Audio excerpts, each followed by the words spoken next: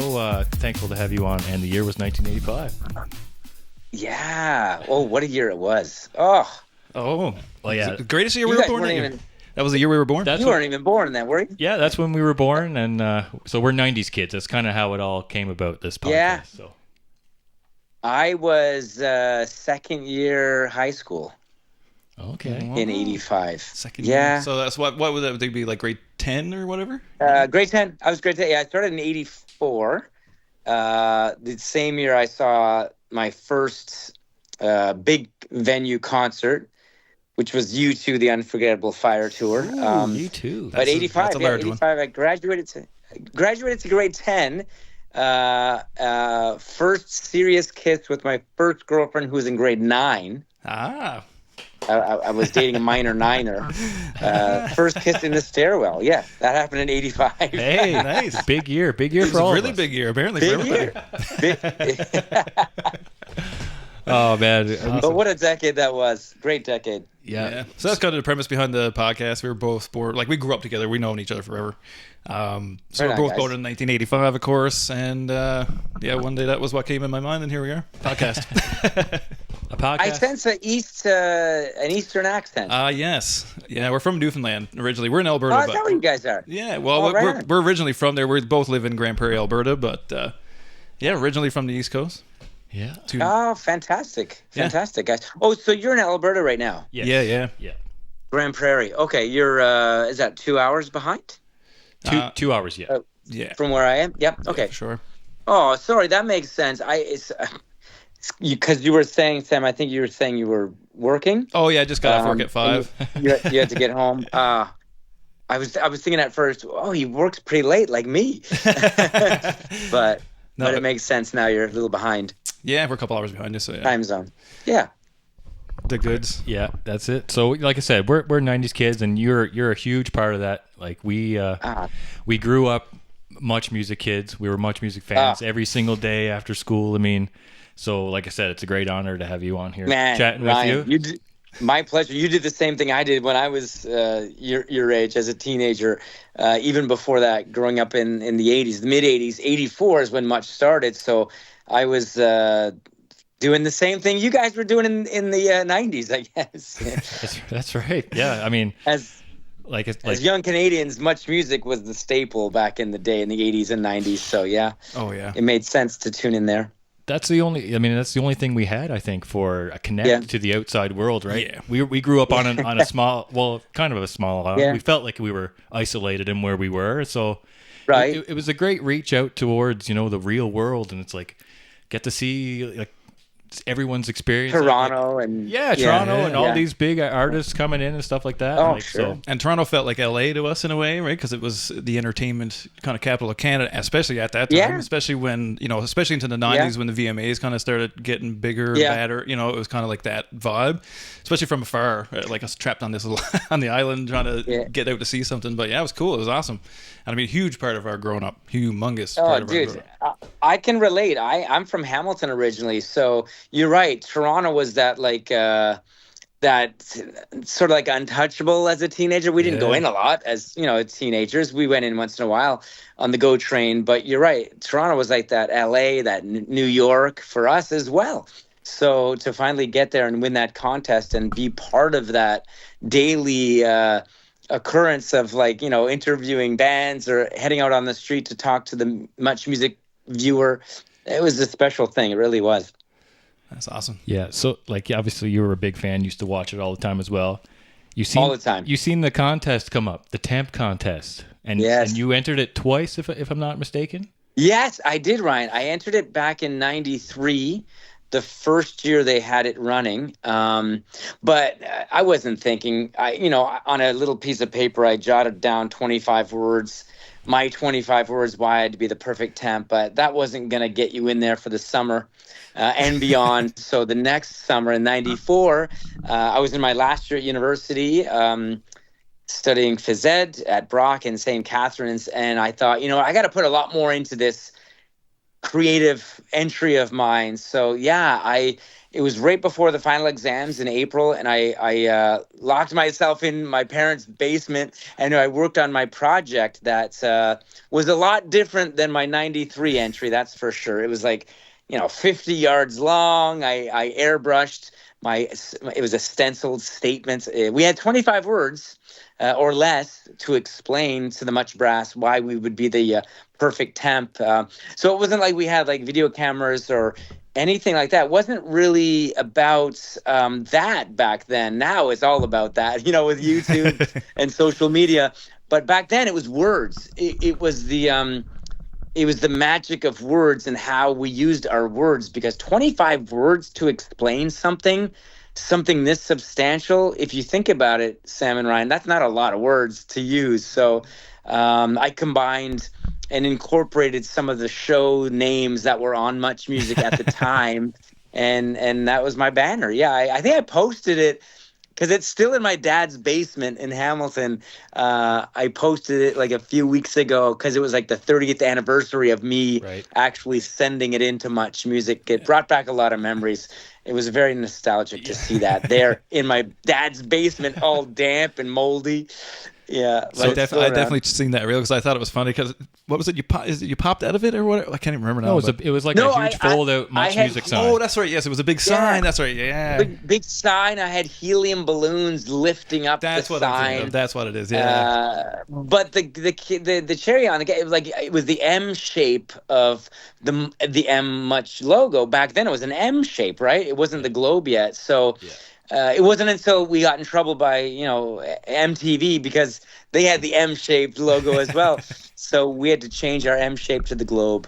But yeah, it's still standing. It's in my dad's basement still. Yeah. Did you get that back, or did you find it while you were in the studio and then you brought it back home? Oh, that's a good question, actually. Did I find it when I was there? I think you're right. I think I would have found it in the summer of 94, because again, in the summer of 94, I was at the Temp. I was just there for July and August, and I was back home in September in Hamilton. So I think they still had it hanging around in the Much promotion office. So I made sure I grabbed it. Yeah, that's definitely a keepsake for sure. You want it. Oh yeah. I mean, that set it right up, right? I mean, you got that Temp. I mean, the Temp name sticks. How do you feel about that? The Temp. Yeah. That was my next question. You're right, man. Winning that contest changed my life. It changed my career path in life. So yeah, having a handle like Rick the Temp, there are worse handles out there.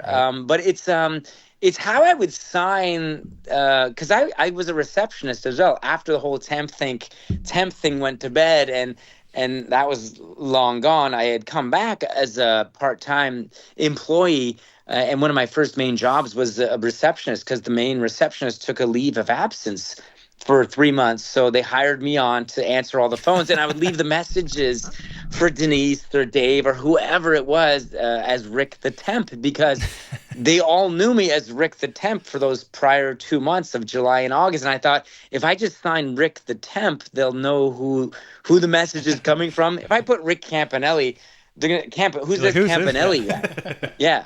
So it was a good handle to have, and I'm pretty sure I'm going to take that one to the grave with me, Rick the Temp. Yeah. He does have a last name, folks. It's Campanelli. There's a last name.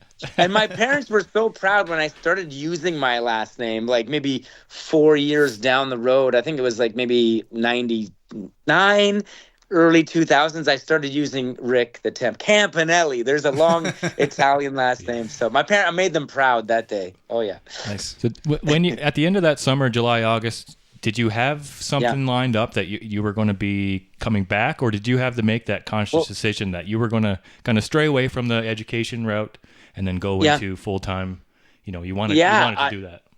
I had applied to massage therapy school, because it was either going to be a teacher or going to do some sort of physiotherapy, massage therapy. So I had already applied to a school in Toronto. I got accepted. I just hadn't paid my tuition yet. and then I win this contest, and there's some leads, and one job turns to another job and a part-time job and volunteer work, and there's a lot of that. And I just wanted to spend as much time in that magical TV environment that I could. So I put the massage therapy on hold. I put the teaching on hold, going to teachers college. That was an option. And I just ran with the opportunity to stay at Much Music, doing all these jobs that nobody really wanted to do. But I said, I'll do them because I just want to stay here. I don't want to go anywhere else. I love what I'm doing here. I love the environment. I love the atmosphere. The people are great. It's music. I was living music back in the day. So yeah, it just parlayed into the VJ gig, which I'm very, very grateful for. Was there or was there not a Nissan 200 SX prize at the? Did you get that or no? Did you drive that? Well, the prize that I won in '94 was a Geo Tracker. Oh, the Geo Tracker. Remember the Geo Tracker with soft top? Yeah. I would take it down every day, and put it back up. It was hard. It wasn't just a push button convertible. You had to take it off. You had to physically. It was a lot of work, actually. Yeah, but awesome. I got the hang of it. I got the hang of it in late August. But no, it was the Geo Tracker. It was a little bit of cash. It was a place to stay in Toronto. In downtown Toronto for those 2 months. And of course, the best part of it all was getting to work at Much Music. Getting the foot in the door at the nation's music station was the cherry on top of it all. That's awesome. So take us to you win. Now you got to do it. So tell us what was the first couple days like for you, especially not coming from a broadcast background. Yeah, no, not at all. I knew nothing about broadcasting, journalism, TV. No way. I had never been in front of a camera in my life. So the first little while, it was pretty easy. I'm not going to lie. You win a contest, they're not going to put you to work from 9 to 5. It's not like that. You win a contest, you get to come in around 10, 11, hang out in the environment. Video flow starts at 11:30 with French Kiss, and then at noon is the English video flow with the VJs, which went up until around 6 o'clock. So I'd be there around 11, hang out until around 4 or 5. If there were some bands that were coming in, I'd definitely be there for the bands because I was all about live music and the bands. Nice. And just getting a glimpse of my musical heroes. Mm-hmm. But it wasn't work. It was just more hanging out. And that was the best part of it all. Not everyone is invited to Much Music on a daily basis, Sure, we had our audience members for MOD or the Live at Much's or the INIs that came in, but here's a kid from Hamilton that wins this contest, and it's like winning the golden ticket. I get to be there every hour of every day if I wanted to, and I wanted to. Don't get me wrong, I wanted to, but it was also a bit of a culture shock for me going from Hamilton, now living in downtown Toronto. They did give me a little bit of cash, so I was out at night all the time going to see live music because in Toronto there's live concerts, there's music every night, in every club and every bar. So in Hamilton it didn't get that good, especially with well-known bands that came to Toronto because everyone stopped in Toronto.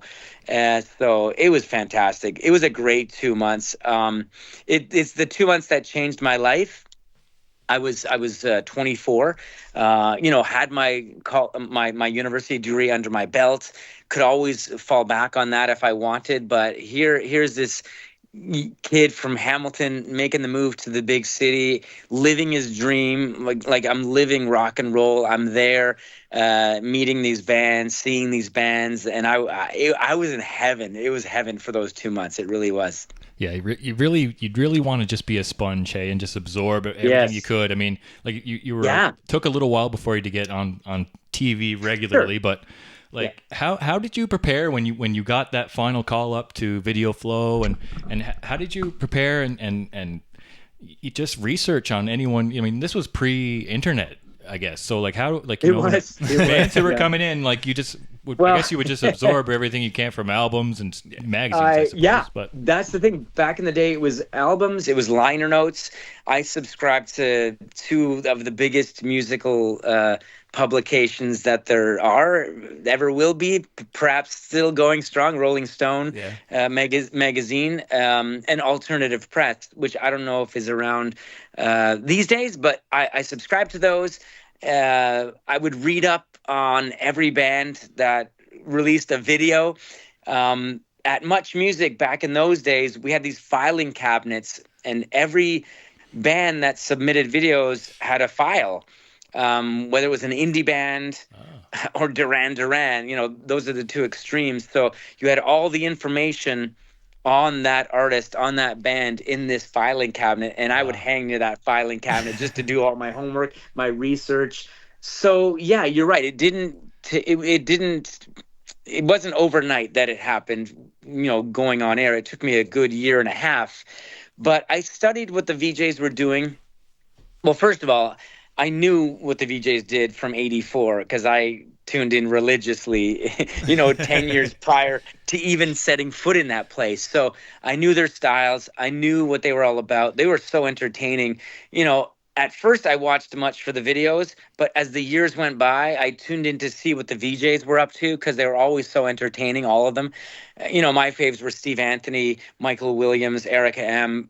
I'm going way back now. Master T, of course, was in there, but these were geniuses in the world of music. I got to travel Canada with them last fall on the tour for the doc, the Much Music doc, 299 Queen Street West. So I got to see them in action.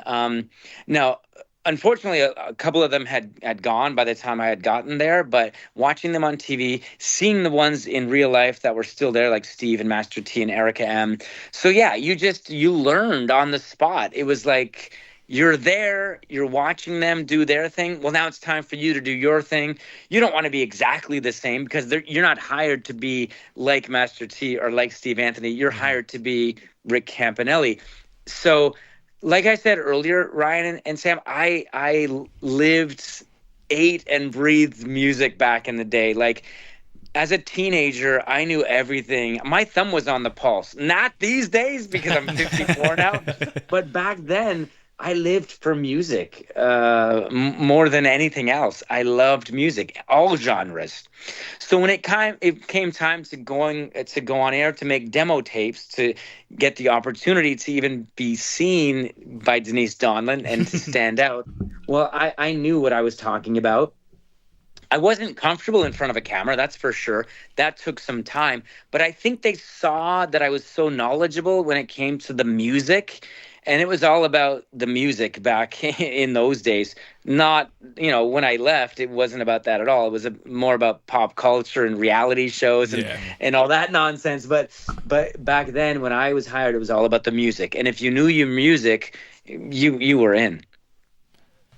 That's amazing. Yeah. No, it's great, and it is sad that Much Music kind of got caught up in that pop culture kind of reality. It's just the way it was, I guess. Went. Right? Yeah, it was. That was becoming more popular, and the Much Music viewers were craving more of that. As a viewer back in the 80s, you both back in the 90s, we wanted our music. Give me the latest video that Hype Williams just made for $2 million. The Missy Elliott, whatever artist he was working for, that's what we were into. But then there was, as the days and years went on, and I'm talking maybe, mid 2000s, we were so overwhelmed with so much going on in the world. With the introduction of these devices, the internet, there's so much going on, YouTube. So yeah, it was less about the music, and which was ironic because it's called Much Music. Yeah. And it got to be all about reality TV, pop culture shows, and they dropped the music part, and it was just called Much. Yeah. After I left. So it's really strange. Yeah, no, and like I was a viewer who enjoyed seeing the chemistry between VJs, like Same here. The whole live here. thing, like always live kind of feeling. Like there's people walking by, streaming, whatever. You can come to the window, you can ask a question, like that kind of stuff. Like that was really what made it. Like that's what I always found was the best part. Like yes, I liked the music and all the other stuff, but it was informative. Right. It was fun. You could tell you guys were having fun for sure. Like that definitely came through. So like, we really were. Oh, you can tell. You can see it like on everybody's face. Like even the people at the controls kind of thing. And people, you know what? Everybody looks like they're having fun. People walking by are having fun. And you get to poke your head out and stick a microphone in their face kind of thing. And, like that's so cool. Like that's I don't know. It's to me, that's wicked. Right? It's like, very raw and organic. It's very real, right? Oh yeah. It's like a live concert really like at all times almost. Like it feels like you're caught up in a live thing.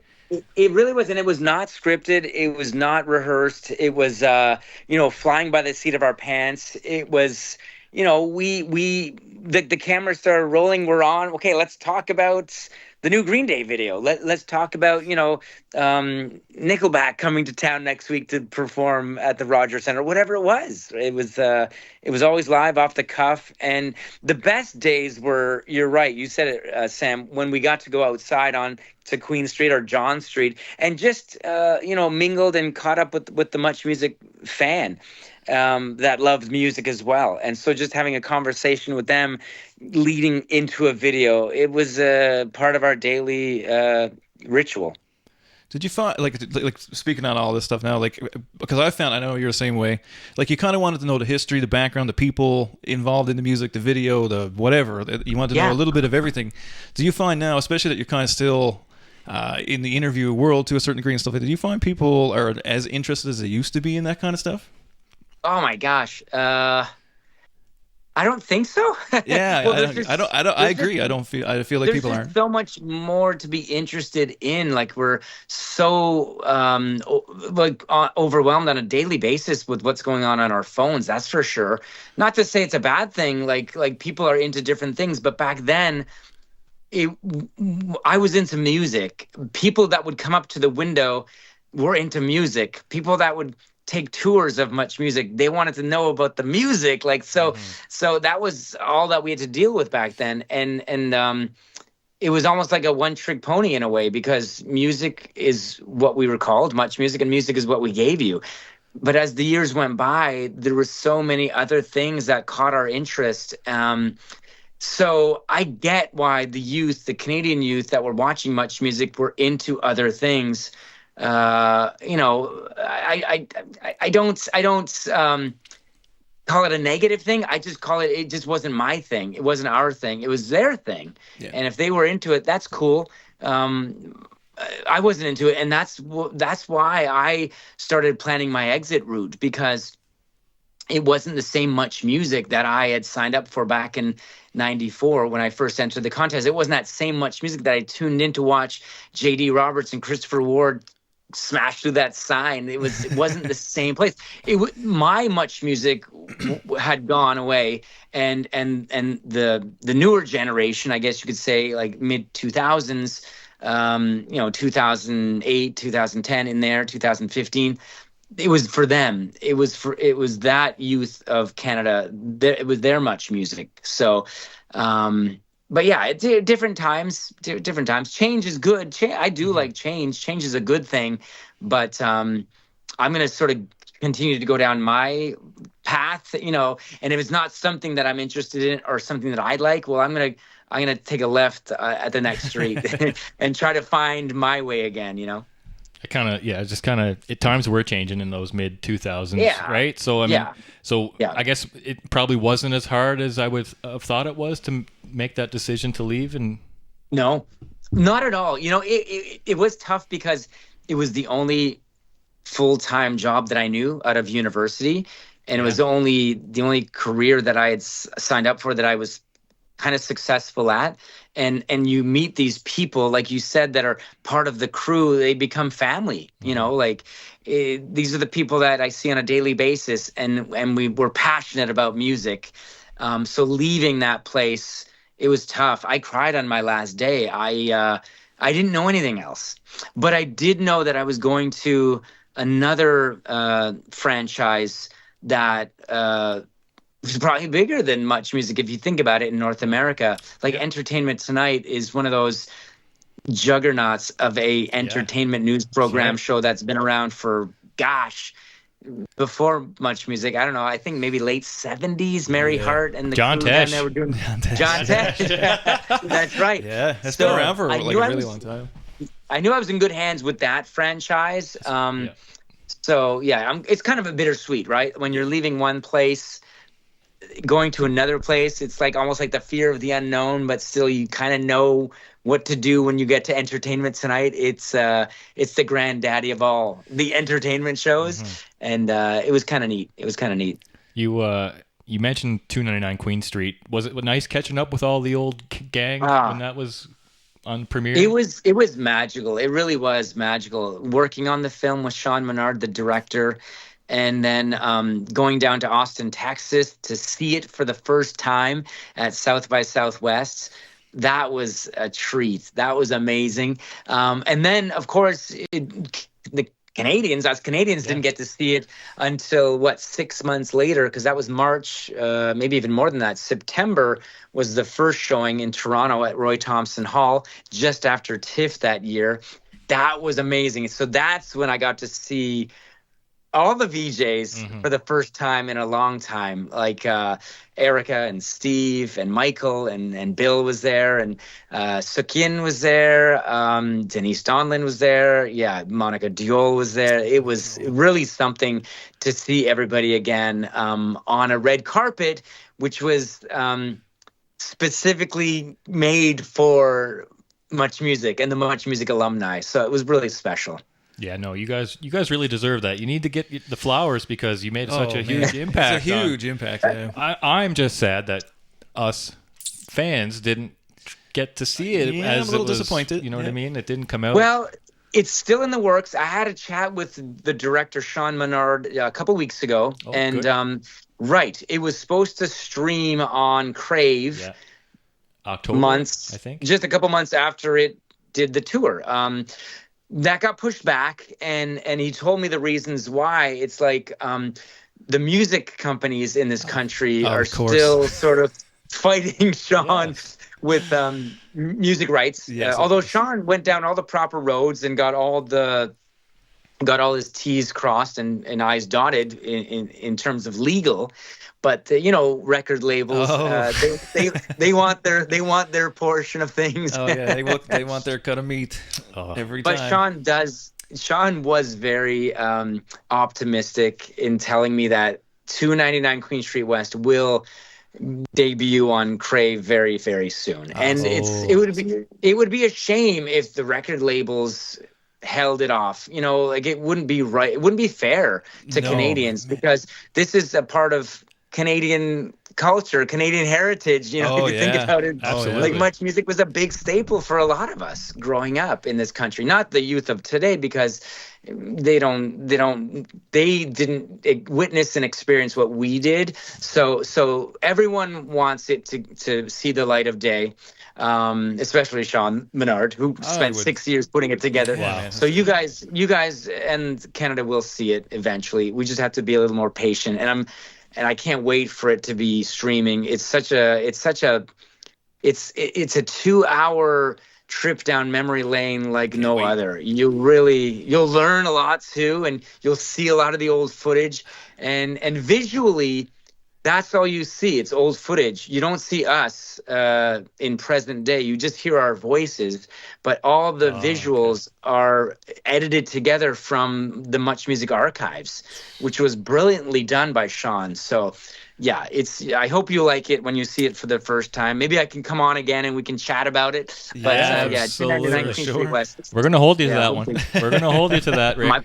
My pleasure. My pleasure. No, Sean is a great filmmaker. His Vince Carter documentary was amazing. Yeah, he's great, so great at what he does, and I think we truly deserve, like you said, to to experience that over again, because yes. it would be, it's all near and dear to our hearts, right? This is how we grew up. Yeah. We talked about that documentary, I think, on so many podcasts. Oh, like, yeah, man. 10. Right. As soon as we found it out, we're pumping it up. We're like, this is coming out. And then all of a sudden we kind of just had the wind taken from our sails. So it's really strange, because I remember back in the day, and not to slam the record labels, but the record labels, they made a lot of money back in the day with their artists, and I'm pretty sure the artists they did okay as well back then. I hope they did anyway. I was never in their world, but it's weird, like to this day, like mid-August 2024, the record labels are still being the way they were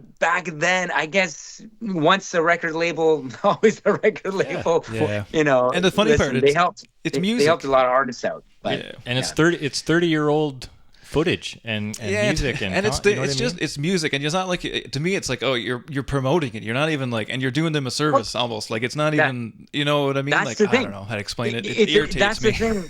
You're right, Sam. It's a big commercial for their artists. It's like, it's not like we're slamming them. We're continuing to promote their artists all these years later. Yeah. That's not a good thing. Like, exactly. You don't want the world to see that. So anyway, like, no, I've got no hard feelings with the record labels. Rabs, I became friends with a ton of them, but it's just business, I guess.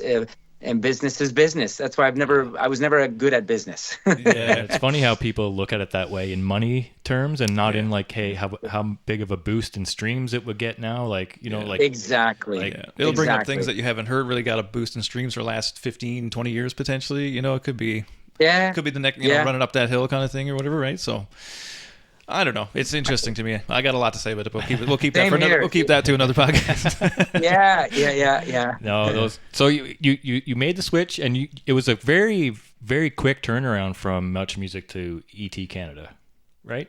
It was quick. I was actually still under contract with Much Music when I did my first interview with Alicia Keys in New York for ET Canada. It was weird. It was fast. I had no time off to just decompress and relax and go lie on a beach for a couple of weeks drinking, pina coladas. There was no time for that, because I had ended end of August 2005 at Much, and right around the corner was TIFF, and TIFF was their bread and butter at ET. Yeah. So I was thrown right into it, but now I'm not wearing hats off to the side and baggy pants, cargo pants with hoodies. Now I'm wearing like suits and Italian leather shoes, and I'm getting my hair cut. And it was really strange to be in that world. But I think I adjusted pretty well to that. Yeah. I think so, and you had a super long career doing that as well, right? So, I spent longer there. You're right. 12 seasons at ET Canada. And I spent 11 years, including the Temp years, at Much Music. So it was a long run. Like, how different was the day to day? I mean, Much Music had more of a free flow, and then was it, how often did you film for ET, and how busy were you through the week? Well, the major difference was Much was live, the majority of it anyway, like 95%. ET was not live. None of it was live. So we filmed or taped, recorded during the day, and it would air, at 7:30 p.m. Eastern time. Okay. So they were two totally different days, that's for sure. Sitting in makeup for a while, going to wardrobe for a while, going to the studio for an hour, going for lunch, going back into the studio. It was a very easy, chill, not intense at all day. That ET Canada. And Much Music was like, okay, you're live in 5 seconds. Let's go. You're on. The adrenaline's pumping, so totally opposite, the two, but both fun. That's both awesome. Really fun.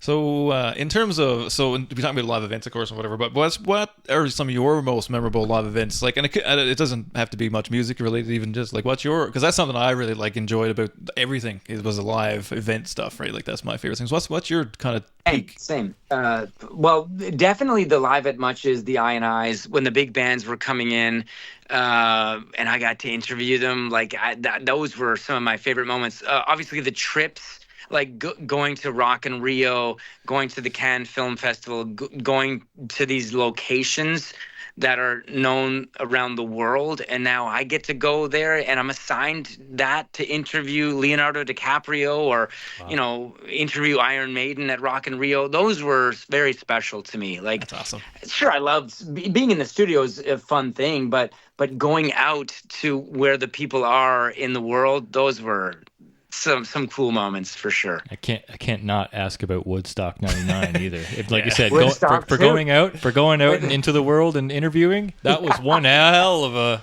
place to go. One hell of a world. That was Planet of the Apes. That was that world there. Woodstock '99, like, I wasn't around in '69. I was born 1 year later in 1970, but I heard all the stories of Woodstock, with Joni Mitchell and Jimi Hendrix and all those amazing influential bands that were there, Bob Dylan, of course. So to get to Woodstock 30 years later, I didn't go for the 25th anniversary because that was 1994. 94. Yeah. I was just there as a temp and just hanging out, watching the footage come back. But to be there in 99, it started off as an amazing experience. These 4 days we're outside, the weather's perfect, all these bands that I'm into. Like, I was into every single James Brown opened it up. He kicked it off. Man. The Godfather of Soul, man. Like, what a cool show to witness James Brown. And then, of course, the Hip are there, and, Rage Against the Machine are there. Even Our Lady Peace was there, too. Our Lady Peace. Yeah, that's right. They were there. Yeah. So, no, I was honored to be a part of that, to be on the VJ crew that went down there. It got a little messy towards the end. It got a little out of hand. But yeah, that's what happens when you mix, like, Rage Against the Machine, Limp Bizkit, Kid Rock, Korn, with a bunch of sweaty Korn. Don't forget Korn. That's right. And then you got peak new metal performance. Do you know what I mean? Like peak new metal. Peak teen angst. So much teen angst in the crowd. Yeah, so much of that, and so many angry teens in the crowd. Water wasn't cheap.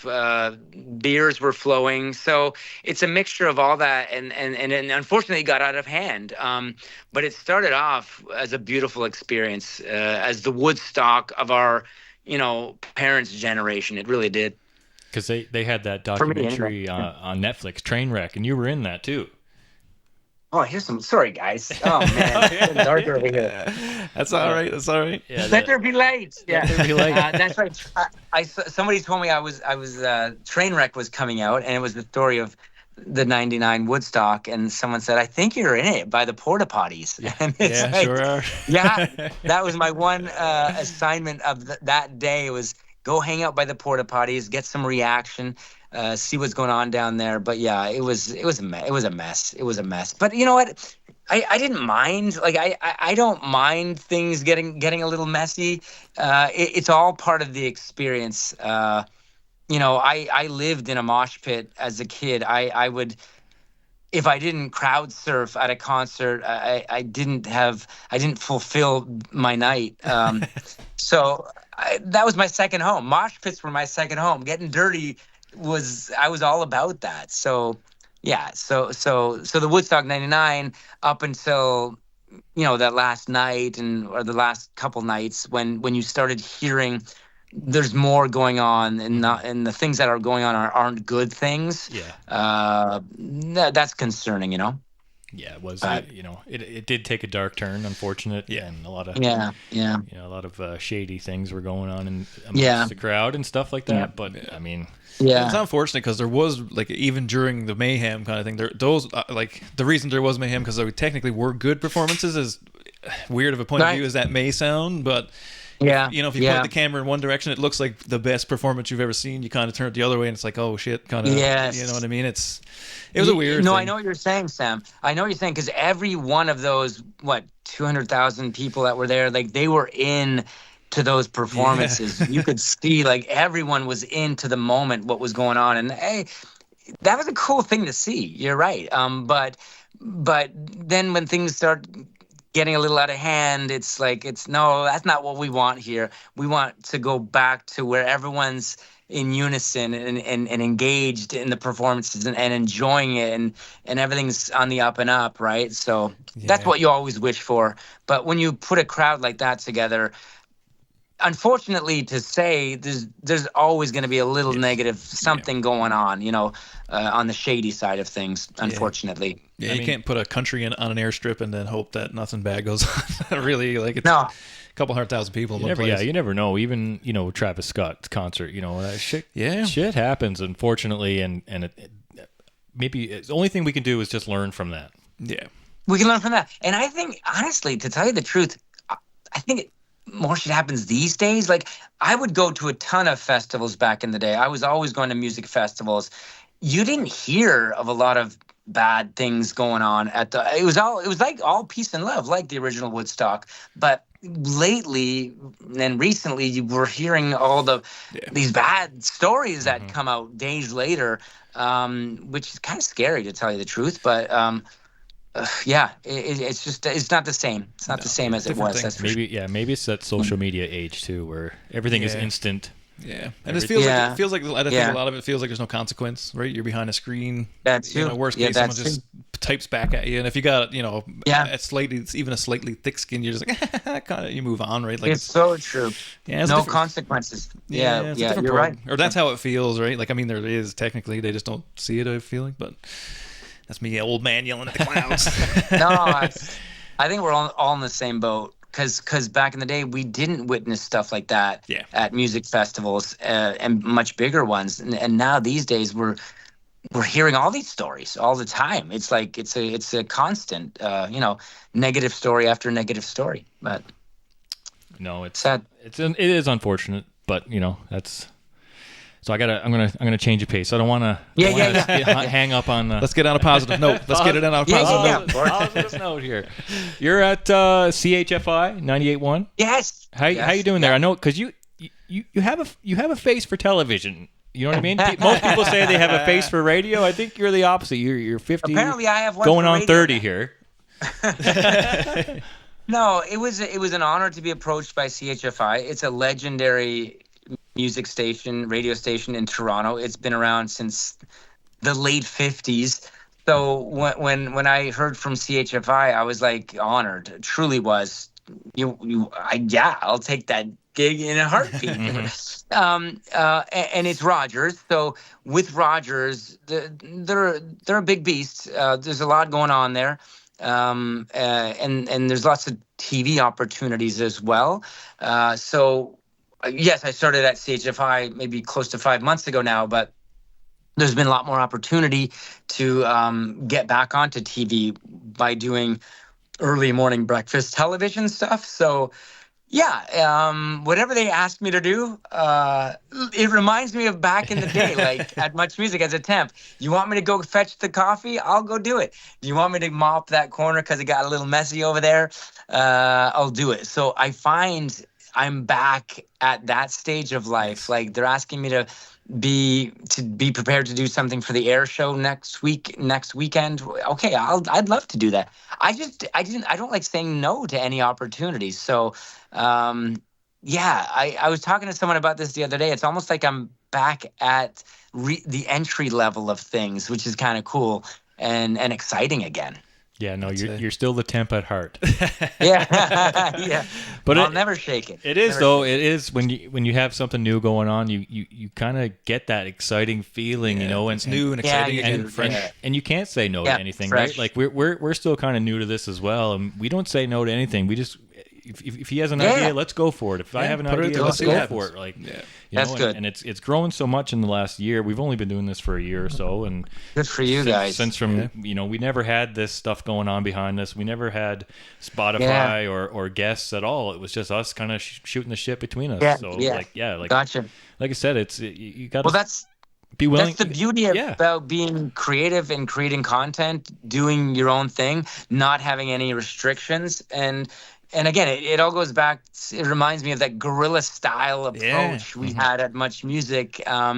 Sure, there's lots of restrictions these days, but there's some element of that guerrilla style approach. Oh, for sure. Still to this day, with what we're all doing. Yeah, and I think those limits put some add to the creativity, because you have to be more creative, right? Like that's how. That's right. Now that we're kind of doing it, like that's kind of how I see it. It's like, okay, well, with the boundaries, what do we do with it?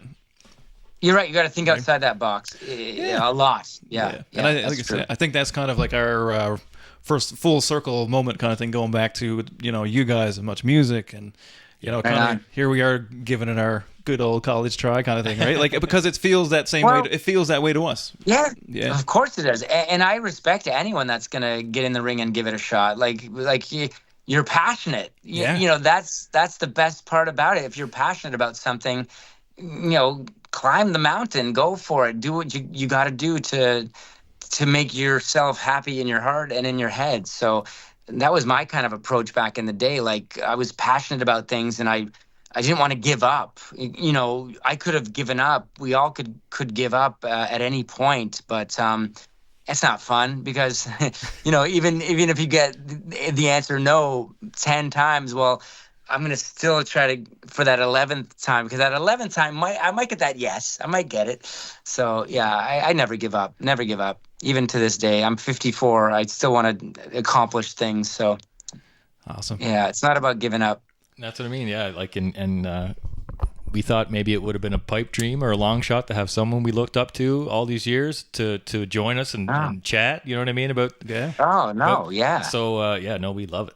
We appreciate it. Well, I love chatting about not only the good old days, and the magic of those days, but I love chatting, socializing with people that have, similar interests. And you guys hit the nail right on the head with what you're doing. It kind of reminds me too of how I started, and the good old days back in the mid '80s, moving into the '90s. But it's.